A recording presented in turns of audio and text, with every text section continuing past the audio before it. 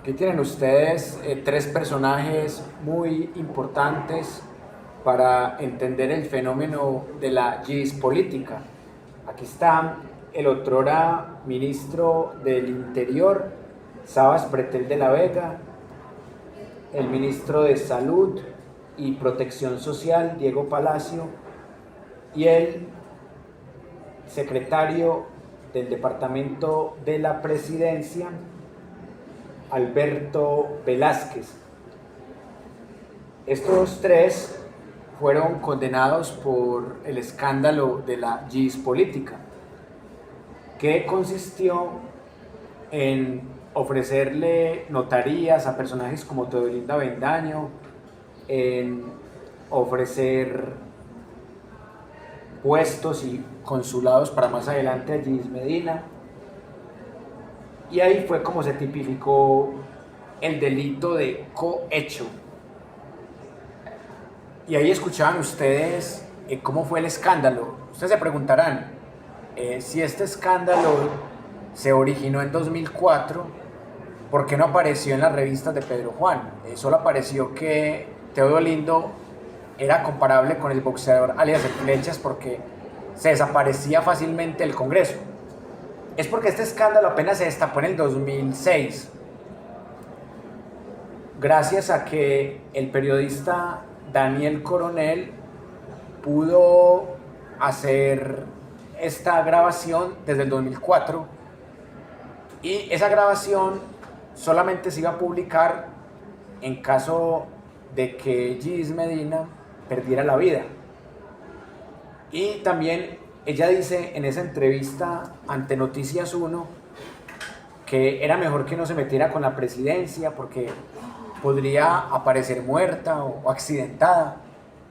Y esto comprueba que no es descabellado pensar que eso fue lo que le pasó a Pedro Juan Moreno, que lo hicieron accidentar en el helicóptero. Ese era el modus operandi de ese gobierno. Puro estilo de mafia siciliana. ¿Y qué pasó acá? Que en la primera parte de la clase hablamos de los nepotismos, de cómo varios congresistas tenían familiares en embajadas y en consulados. Y acá vemos que con el caso de Gis Medina se repite lo mismo, que así era como se tramitaba la relación de poderes entre el Ejecutivo y el Legislativo. Y en esa medida es preferible que se caigan las reformas a que haya este tipo de asuntos de corrupción entre el Poder Ejecutivo y el Poder Legislativo. ¿Qué podríamos analizar acá? Que claramente esto suma a la ilegitimidad. Hay tres aspectos que se pueden juntar con el tema de la geopolítica. Por un lado, el tema del conflicto de intereses entre poderes, el nepotismo, el soborno, el tráfico de influencias. Y por otro, también está el tema de la parapolítica, que es otro escándalo que ya hemos trabajado en otros momentos. Entonces se juntó geopolítica, parapolítica y el tema de la correlación desequilibrada entre poderes, porque teníamos una fiscalía en su momento de Luis Camilo Osorio Izaza y en otro momento de Mario Iguarán, que estaban permeadas por el paramilitarismo. El DAS, a través de Noguera y de Narváez, y mediante órdenes directas de Jorge 40, también estaba manejado por paramilitares. Así que los paramilitares están metidos en toda parte. Están metidos en el DAS, en la Fiscalía, en el Ejército, en la Policía, en la Procuraduría, en el Congreso, en la Presidencia. Los paramilitares están metidos en toda parte. ¿Y cómo podríamos llamar este gobierno? el gobierno parapolítico. Y no es algo exagerado. Y también, como forma de redondear este escándalo, quiero compartirles una de las últimas entrevistas que dio Gis Medina ante medios internacionales, porque esta señora se ha perdido del mapa, también como una forma de salvar su vida. Y otra cosa, entrampamiento, porque cuando la señora confiesa el delito y empiezan a condenar al ministro del Interior, que era Sabas Pretel, al ministro de Salud y Protección Social, Diego Palacio, al secretario del Departamento de la Presidencia, Alberto Velázquez, cuando empiezan a condenar estos altos funcionarios, a la señora le inventan un falso positivo judicial.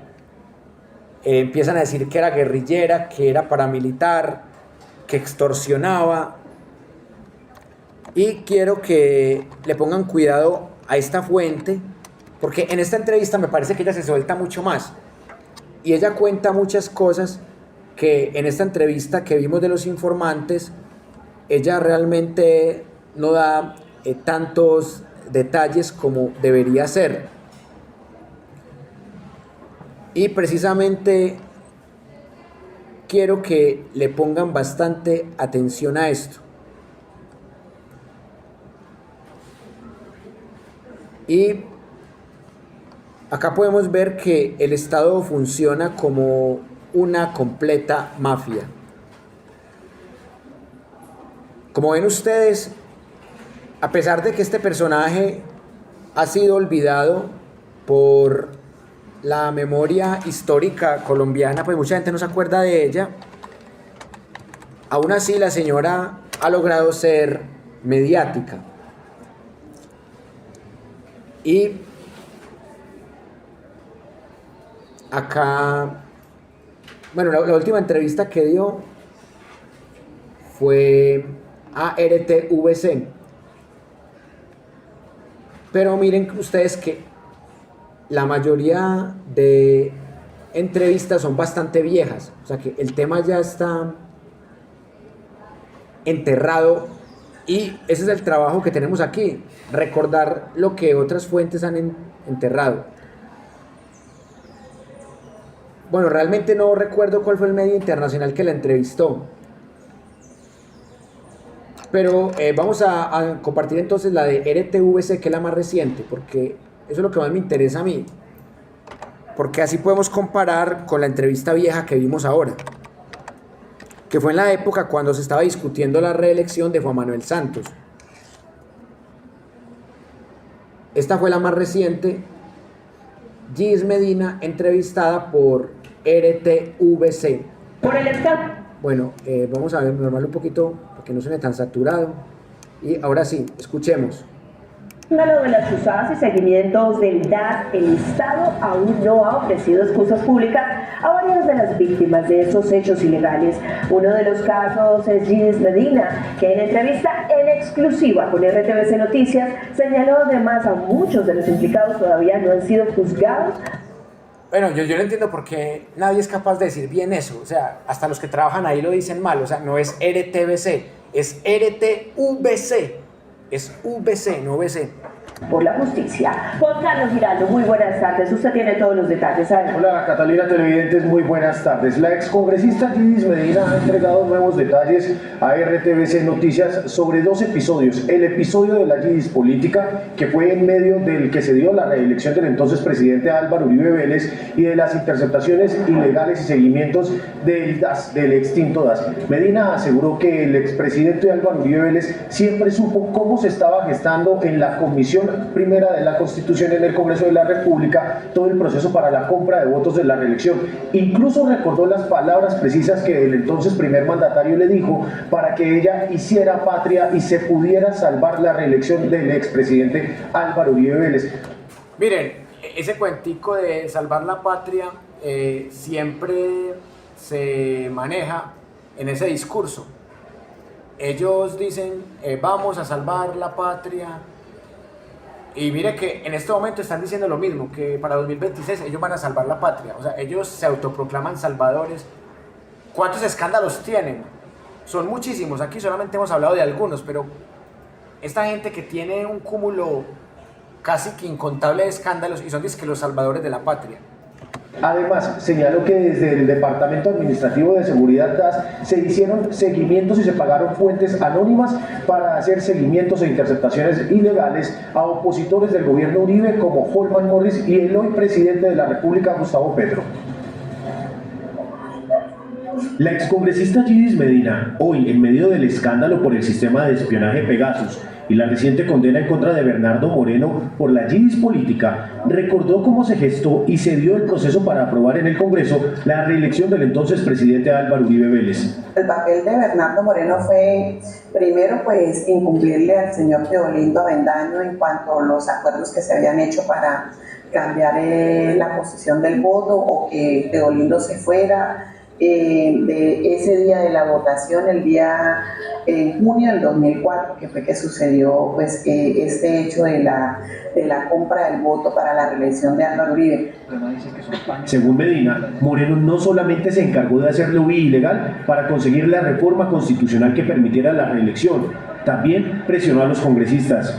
Le decían a uno, ay, es que si ustedes cuentan, ustedes ya saben que este gobierno puede hacer alguna cosa para que ustedes se callen. Entonces, por eso fue que nosotros hicimos eso de contarle también a Daniel Coronel y contextualizar lo que se estaba haciendo en ese momento del 2004 en la presidencia de la República con la compra del voto, los ofrecimientos que hizo el presidente Álvaro Uribe para cambiar el rumbo de la constitución política colombiana.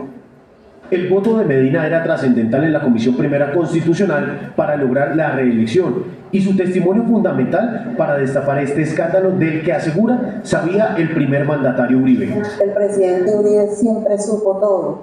Él le daba las órdenes a sus ministros y a su secretario privado para que cumplieran con los compromisos. Haga patria, mi hija querida, salve usted la patria, vote la reelección, ayúdeme, cambiemos ese artículo de la Constitución para que salve la patria.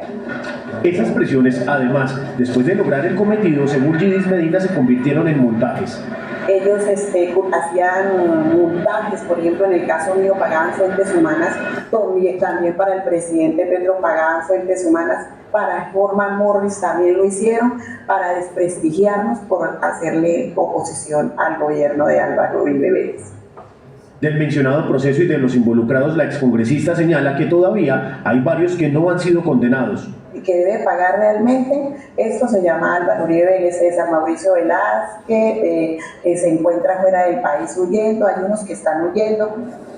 Yidis Medina fue condenada por este episodio que se conoció como la Yidis política. Sin embargo, también fue reconocida como víctima de las chuzadas, proceso en el cual ordenaron a la nación pedirle excusas públicas, mientras que en el Consejo de Estado se estudia una demanda en la que Medina pide ser indemnizada por los montajes en su contra. Hacer varias cosas a la vez, entonces. Bueno, ahí tienen ustedes la más reciente entrevista a Yidis Medina. Bueno, de ahí podemos sacar tres conclusiones. La primera, que efectivamente hay unos que no están condenados, como este César Velázquez, que también estuvo involucrado en las chuzadas del DAS y está prófugo. También el señor exdirector del DAS, Noguera, también está en este momento en libertad por vencimiento de términos. Narváez recientemente fue condenado también por el tema de las chuzadas y el tema de la tortura psicológica a Claudia Julieta Duque. Bernardo Moreno había sido condenado por las chuzadas del DAS y hace menos de 2 meses fue condenado también por este escándalo de la Yidis política. En esos informes viejos no se menciona a Bernardo Moreno en relación con la Yidis política. Así que de a poco van apareciendo las llaves. La segunda conclusión, que esta gente opera como un cartel, matan testigos, sobornan testigos, amenazan, se venden como los salvadores.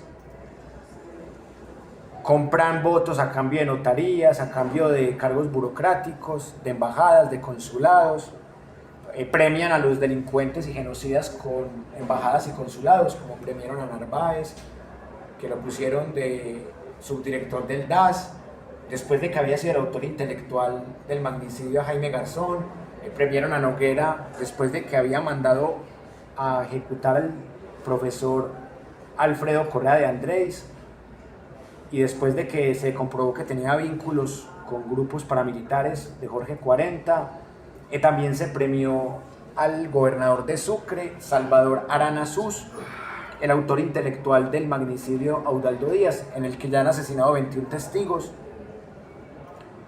Y esto se llama la mafia siciliana a la colombiana.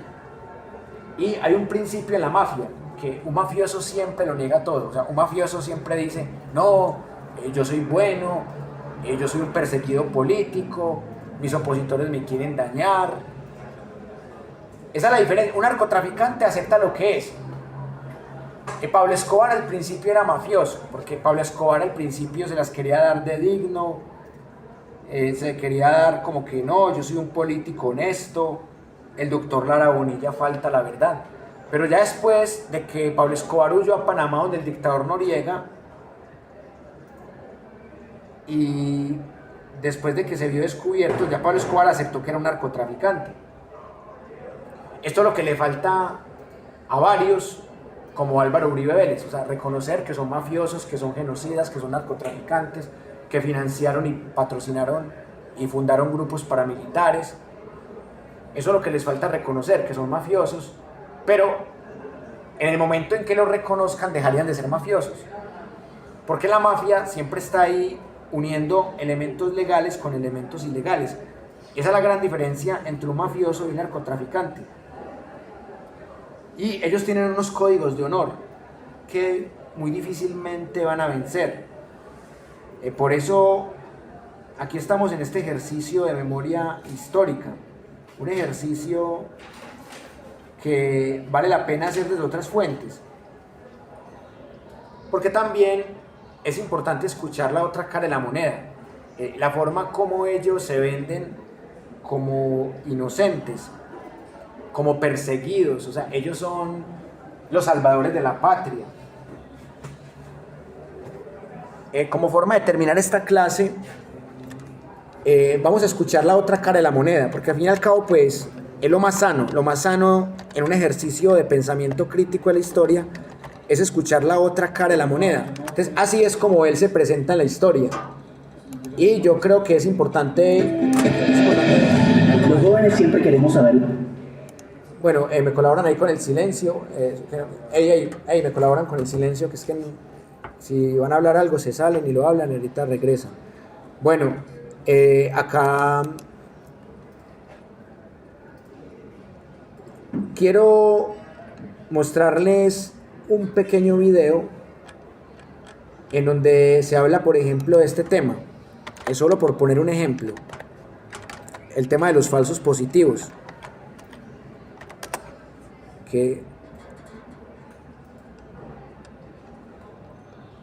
Este fue el discurso que utiliza él para defenderse. Esto se llama la otra cara de la moneda, la verdad de los falsos positivos. Entonces, esta es la forma como él se limpia la cara, por ejemplo, de esto. Escuchemos. Los jóvenes siempre queremos saber la verdad. Por eso hablamos con el expresidente Uribe para conocer la otra cara de la moneda.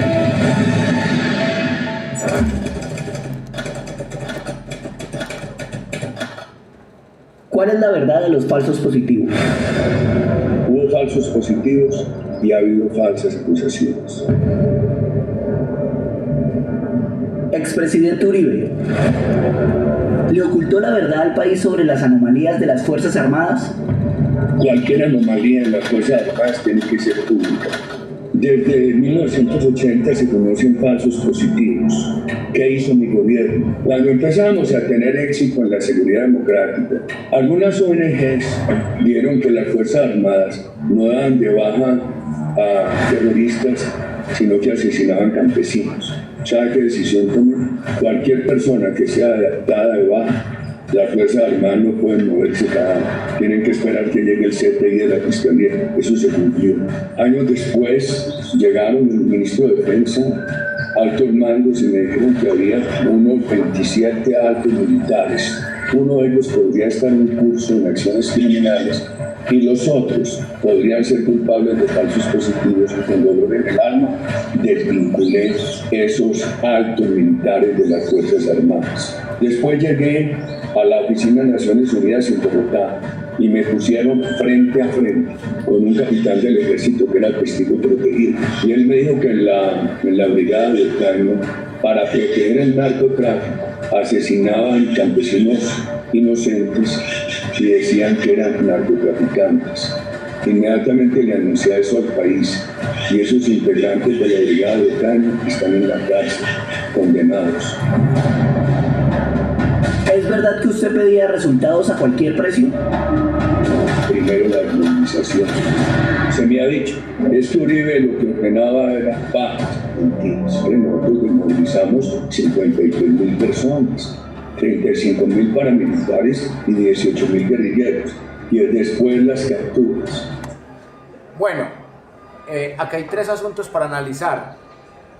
Él dice que desde los 80s ha habido falsos positivos, es decir, ejecuciones extrajudiciales a civiles u homicidios a personas protegidas, así se llama también. Eso es verdad, pero es una verdad a medias, porque él no dice cuáles eran las cifras de falsos positivos de otros gobiernos. Por ejemplo, hablemos de 1984. Cuando el presidente era Belisario Betancur, hubo un falso positivo en todo ese año. Por ejemplo, en el 85, que era presidente el mismo señor, hubo 12. Vamos a otro gobierno, el de Virgilio Barco.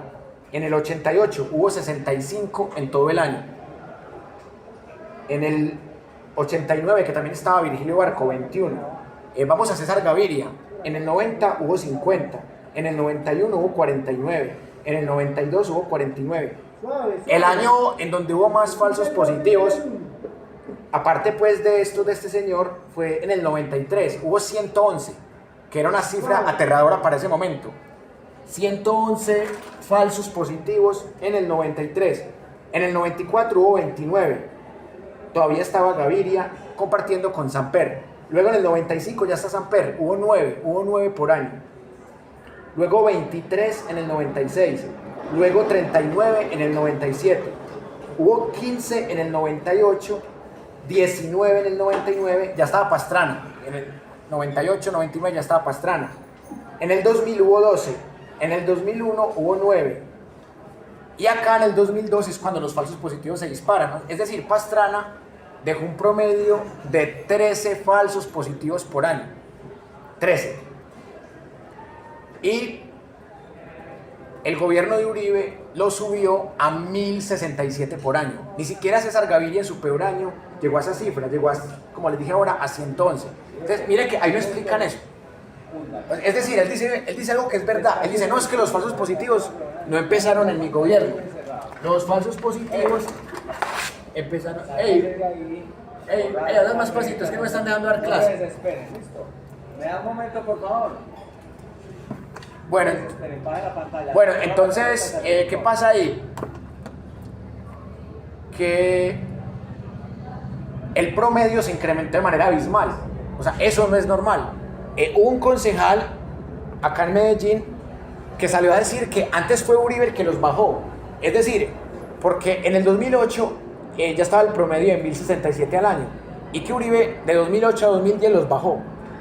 Eso también es manipulador. Porque es que Uribe los subió y luego los bajó a como los había dejado Pastrana. Entonces ahí está la manipulación estadística con las cifras. Y hay otra cosita acá también para analizar. Él dice que le reportó a las autoridades internacionales que había ejecuciones extrajudiciales. No fue él. Fueron defensores de derechos humanos desde el 2004. Desde el 2004 ya hubo organizaciones que estaban denunciando eso, y él solamente frenó eso destituyendo militares en el 2008. O sea, él se demoró 4 años. Y él inicialmente revictimizó. Él le dijo a las madres de Soacha, no, sus hijos no estaban recogiendo café. Es decir, a sus hijos los mataron por malos, por guerrilleros. Él tampoco dice eso en ese documental. Entonces, ese documental es cortico, pero muy manipulador. Y también hay otra cosita que uno también se pregunta. Esteban Quintero Cardona, el senador del Centro Democrático, sacó un cartel diciendo, dizque Venezuela, 26 ejecuciones extrajudiciales. Y yo me preguntaba, o sea, ¿cómo alguien que es electo por un partido que es el de Uribe, y cómo alguien que es uribista, más uribista que Uribe, se queja que porque en Venezuela hay 26 ejecuciones extrajudiciales, si él está defendiendo un gobierno y él hace parte de un partido que defiende más de 6.402? Algunos militares dicen que eran más de 10.000. Realmente eso no se ha podido comprobar con cédulas, nombres y cadáveres. O sea, la JEP logró comprobar a partir de la Fiscalía, de organizaciones de derechos humanos, de unidades de búsqueda de personas dadas por desaparecidas y demás, lograron llegar a la cifra de 6.402, pero esa cifra es de 2021. La cifra sí se puede aumentar un poco, pero no sé si se puede aumentar a 10.000. Pero es que el solo hecho de que ya hayan 1.000 falsos positivos ya es mucho.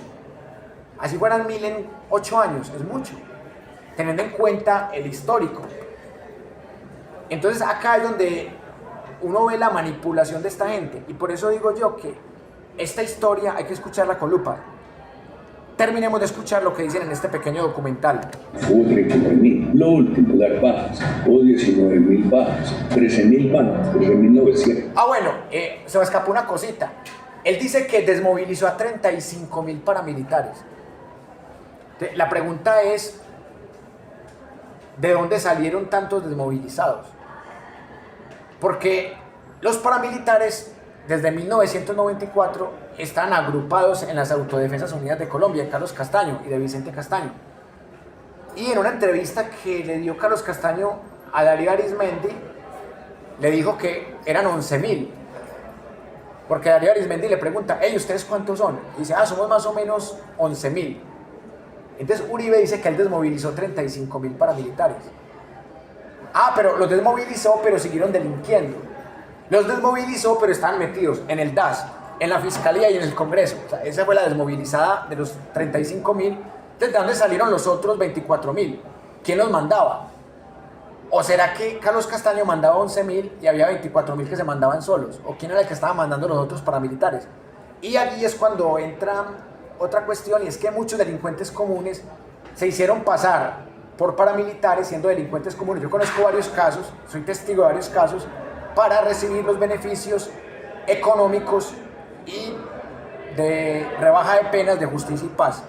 Bien, si hubiera habido 6.400 casos positivos, me pregunto, ¿cómo este país mejoró? Es que este país bajó de 28.000 asesinatos a 15.000. Bueno, él dice que hubo una rebaja de asesinatos. Bueno, eso es bastante debatible.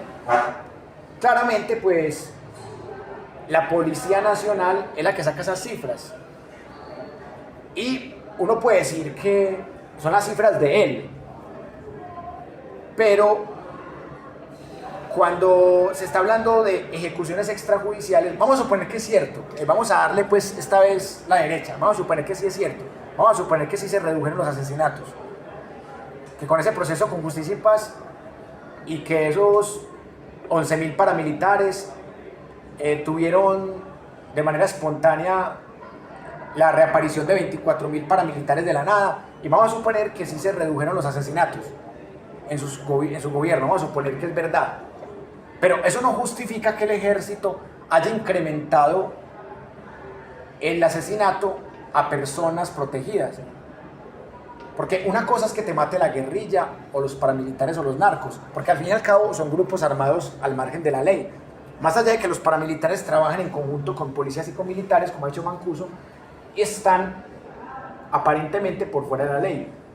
Entonces, si te mata un paramilitar, si te mata un guerrillero, si te mata un narco, si te mata un delincuente común, no se considera homicidio en persona protegida. Es cuando te mata el policía o cuando te mata el militar o alguien que tenga que ver con el Ministerio de Defensa, alguien legal o alguien del DAS en su momento también. Entonces acá él intenta justificar, él dice, no, es que esa cifra no es verdadera porque es que mire que rebajamos los homicidios. Entonces, como rebajamos los homicidios, esa premisa es verdadera. Eso es una falacia de falsa causalidad. Supongamos que sí se rebajaron los homicidios, lo cual dudo bastante. Pero eso no quiere decir que por haber rebajado los homicidios generales, que se hayan rebajado también las ejecuciones extrajudiciales, porque sabemos que no, que las ejecuciones extrajudiciales pasaron de 13 al año a 1067 al año. De 2.800 secuestros, el último año, secuestro extorsivos hubo 120. Bueno, el tema de la reducción del secuestro también puede ser verdadero. O sea, puede ser que también se rebajó el secuestro, pero eso no significa que haya que eliminar o subestimar las ejecuciones extrajudiciales a civiles. ¿Usted ofrecía recompensas a militares por resultados para fortalecer la seguridad del país? Yo exigía seguridad, pero con transparencia. Es que Uribe exigía mucho. Yo era muy exigente en todo. Una cosa es la exigencia y otra cosa es la transparencia. Es que había una circular para pagarle a los militares que dieran bajas. Mentiras. Las recompensas económicas nunca han sido para los militares, eran para civiles que dieran informaciones válidas. Bueno, realmente en la Jurisdicción Especial para la Paz, varios militares han reconocido que sí había incentivos. Es decir, había incentivos como permisos, ascensos, medallas, incluso había presiones psicológicas. Mario Montoya Uribe, que es uno de los generales que más falsos positivos tiene encima, les decía, ineptos, se están ganando la plata sin hacer nada, necesito bajas, a mí no me sirven las capturas, necesito carrotanques de sangre, no me sirven gotitas de sangre, necesito resultados. Entonces aquí él está, de cierta manera, quitándose la responsabilidad y a lo mejor se la va a tirar a los inferiores de él, que eso también se hizo cuando solamente había soldados rasos judicializados por eso. Pero él dice que no había una circular que pagara recompensas, pero acá vamos a Michel Foucault. El hecho que algo no esté escrito no quiere decir que no se esté haciendo. Hay cosas que se hacen y que no están escritas. Les voy a poner un ejemplo. Ahorita que estaban hablando en clase, o sea, no hay una parte del reglamento que diga que el estudiante que hable en clase debe ser castigado. Eso es algo que se sobreentiende. O sea, que se sobreentiende que uno va a una clase a escuchar la clase. Pero hay ruidos externos que vienen de afuera o de adentro, que son accidentes. Y así pasa también en la práctica militar. O sea, hay cosas que no están escritas, pero que se hacen, como las ejecuciones extrajudiciales. Obviamente, la Constitución dice que un militar no puede matar civiles porque los civiles son personas protegidas, que sería homicidio en persona protegida y sería un crimen de guerra, un crimen de lesa humanidad porque es atentado contra población civil. Entonces, él quiere quitarse la culpa diciendo que es que no había una política de recompensas, pero en el interior de la fuerza y de la tropa sí había unos incentivos, había unos ascensos. Hubo militares que dijeron, vea, yo entrego esta medalla, allá en la JEP dijeron, yo entrego esta medalla porque me la dieron por unas bajas a inocentes, por matar inocentes. Yo no quiero tener esta medalla podrida porque me la gané matando inocentes, o no quiero que me reconozcan este ascenso o estos permisos que me dieron para ver la familia. Y también estaban las presiones psicológicas, y esto es lo que está evaluando el fiscal Carlos Esternelli y el juez Sebastián Ramos, de hasta qué punto Uribe tuvo responsabilidad en estos hechos de crímenes de lesa humanidad. Bueno, ahí termina esta lavada de cara, que se llama la otra cara de la moneda. Bueno, y es válido. Ellos tienen derecho a contar su versión de la historia. Ellos como uribismo, como centro democrático, tienen derecho a decir, vea, es que somos inocentes, somos buenos, hicimos todo correcto, ellos tienen derecho a contar su versión. La otra cuestión es ya si la gente les cree. Lo que sí les puedo asegurar es que por lo menos 10 millones de personas les creen esta versión. Incluso yo he visto comentarios de gente que dice, eran bandidos, esos 6.402 eran bandidos, muy bien muertos. Hay otros que dicen, no, eran soldados petristas, o sea, los que mataron a estos inocentes por la espalda y les pusieron las botas al revés, eran soldados petristas que se le infiltraron a Uribe. Yo, pero ¿cómo así si los petristas no existían en esa época? Bueno, eran soldados castrochavistas que se infiltraron a Uribe y traicionaron a Uribe. O sea, cada quien explica el hecho histórico como le parece mejor, pero yo sí quería mostrarles esta versión porque en este libro de 100 preguntas y respuestas se habla con cifras. Hablamos con cifras en la página 244, están las cifras desde 1984 hasta el 2011, están en las cifras y claramente cada quien vende las estadísticas como quiere. Ahora resulta que hay que agradecerle que porque él lo subió de 13 a 1067 al año y en el 2008 lo volvió a bajar otra vez a 13. O sea, hay que agradecerle porque nos devolvió a las estadísticas que había dejado Pastrana en un nefasto gobierno como el de Pastrana. Cuando él incrementa esto a 1060, eso no es normal. O sea, si nos parecía raro que César Gaviria los haya aumentado de 49 a 111, o sea, cuando César Gaviria aumenta las ejecuciones extrajudiciales en su gobierno, uno dice, fue pucha. En este 1993, el mismo año donde mataron a Pablo Escobar, las ejecuciones extrajudiciales aumentaron de 49 a 111. Eso era escandaloso para esa época. Ahora imagínense aumentarlas de 13 a 1067. Y eso es lo que en este pequeño documental no explican. Bueno, hemos llegado al momento de las conclusiones. Y tengo 3 conclusiones para compartir con ustedes. La primera, que hay que seguir estudiando las revistas de Pedro Juan Moreno Villa, compararlas con fuentes de la época como los testimonios de Gis Medina. Es muy difícil, casi imposible encontrar el testimonio de Teodolindo Avendaño. Más fácil encontramos el debate de control político del entonces senador Luis Carlos Avellaneda. Hay que seguir comparando la versión que tienen estos señores aquí y su forma de contar las estadísticas y los argumentos, y también las otras formas que hay en este tipo de trabajos de investigación. La segunda reflexión o conclusión, que es muy triste lo que le pasó a Gis Medina. Es decir, a Gis Medina le ofrecieron el cielo y la tierra para que votara a favor del acto legislativo que permitía la reelección. Pero Gis quedó como la única mala, quedó como la guerrillera, la paramilitar, la extorsionista, quedó como la bandida y la chuzada por el DAS. Y también pasó casi con Salvatore Mancuso. O sea, Salvatore Mancuso era el héroe que hablaba en el Congreso y era aplaudido cuando hablaba de somos un movimiento nacional antisubversivo. Y ahora Salvatore Mancuso es el malo, el mentiroso, el que trajo Petro para dañar a nuestro patrón. Entonces, así van desechando la gente. Y así va pasando con todos los que van capturando, con Ciro, el prófugo de la justicia, Luis Carlos Restrepo, no se sabe dónde está. Y definitivamente esto se llama doble moral. Muy preocupados por las ejecuciones extrajudiciales en Venezuela, válido, pero ellos tienen aquí rabo de paja. Sería totalmente coherente donde ellos fueran muy limpios y no tuvieran ejecuciones extrajudiciales. Ahí sí podrían criticar, así hubiera una sola ejecución extrajudicial en Venezuela, un solo abuso policial, ellos tendrían autoridad moral, intelectual, histórica para decir, uy no, gas, qué asco la dictadura de Nicolás Maduro.